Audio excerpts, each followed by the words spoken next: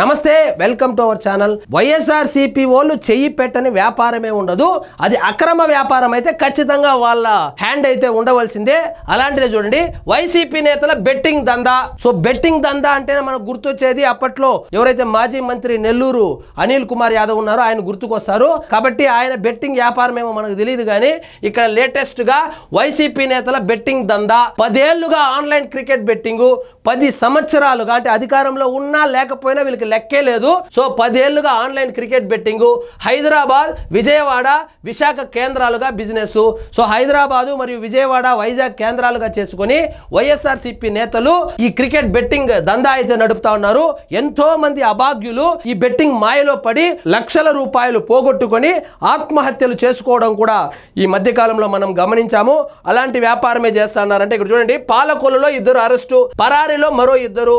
వీరిలో పశ్చిమ గోదావరి మాజీ DCMS చైర్మన్ ఉన్నారని తెలుస్తోంది. బెట్టింగ్ దందాలు నిర్వహిస్తూ యువకుల జీవితాలతో ఆడుకుంటున్నటువంటి వైసీపీ నేతలను పోలీసులు అరెస్టు చేశారు. హైదరాబాద్, విశాఖపట్నం, విజయవాడ నగరాలను కేంద్రాలుగా చేసుకుని ఆన్లైన్ క్రికెట్ బెట్టింగ్ నిర్వహిస్తున్న ఎం వెంకట్రావు, వై మురళీలను పశ్చిమ గోదావరి జిల్లా పాలకొల్లు పట్టణంలో పోలీసులు అరెస్టు చేశారు. వీళ్ళ కేంద్రాలు మాత్రం ఇక్కడ హైదరాబాదు, విజయవాడ, వైజాగ్ లో పెట్టుకుని మరీ రూరల్ ప్రాంతాలకు కూడా వెళ్ళిపోయింది ఈ బెట్టింగ్ మాఫియా. సో రూరల్ ప్రాంతాల్లోనే ఎక్కువగా బెట్టింగ్ యాప్లకు సంబంధించి డబ్బులు పోగొట్టుకుని ఆత్మహత్యలు చేసుకుంటున్నటువంటి వార్తలు తరచుగా చదువుతా ఉన్నాము. ఇంతకు ముందు అర్బన్ వరకే పరిమితమైనటువంటి ఈ బెట్టింగ్ యాప్లు ఈ రాజకీయ నాయకుల ప్రమేయంతో అది పక్కా రూరల్లో కూడా వెళ్ళిపోయింది. ఇప్పుడు రూరల్ ఏరియాలో కూడా బెట్టింగ్ మాఫియా అనేది, బెట్టింగ్ మాఫియాకు బలైనటువంటి యువకులు ప్రతి జిల్లాలోనూ కనపడతా ఉన్నారు. సో ఇది ఒక విష వృక్షం లాగా రాష్ట్రం మొత్తం పాతుకుపోయింది.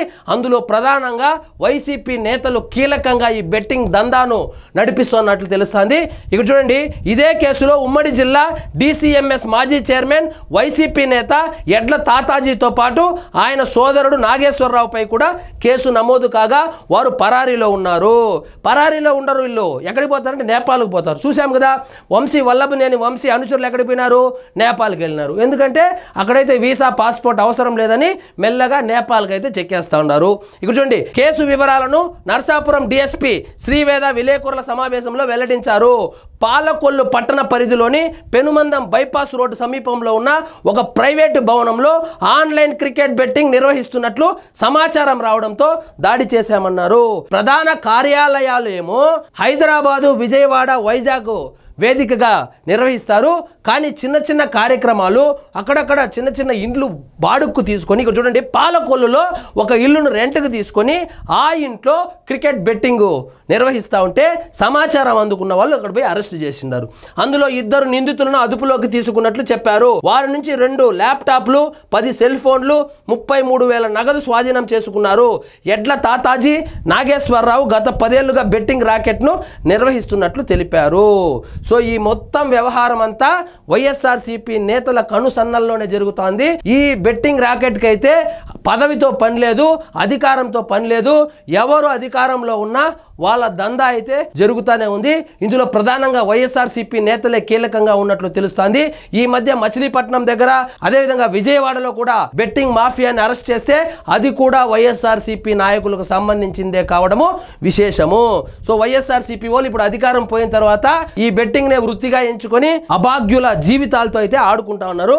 ఇక్కడ చూడండి, ఎడ్ల తాతాజీ, నాగేశ్వరం ప్రస్తుతం వారు పరారీలో ఉన్నారని వారి కోసం సో వీళ్ళు చేసే పనికి 2 ప్రత్యేక బృందాలను ఏర్పాటు చేశారంట.